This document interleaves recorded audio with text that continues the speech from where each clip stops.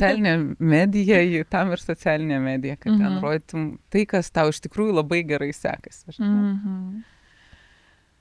O yra visaip. Aš tau dar prieš šitą pokalbį sakiau, žiūrėk, aš paustus rašau į socialinę mediją tada, kada aš esu geros nuotaikos arba kada aš esu įsikvėpusi. Aš nerašau tada, kai esu pavargus ir pikta. Niekas taip nedaro. Kodėl socialinė medija tada ir matom savo geriausias pusės ir tada scrollinant atrodo, kad visi taip gerai gyvena, visiems taip faina, visi tokie įsikvėpę ir tada, o tai, žinai, realybė. Čia, iš kitos pusės aš suprantu, kad tu sakai, bet aš jaučiu asmeninę atsakomybę už tai, ką aš padarysiu, pasakysiu pasauliui, kaip aš jaučiuosi arba nesijaučiu.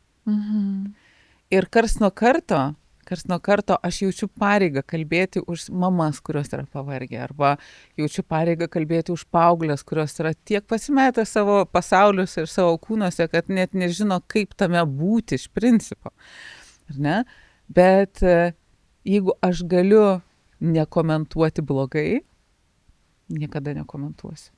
Jeigu aš galiu nerašyti kažko, kas užgaus žmonės, aš tikrai nerašysiu.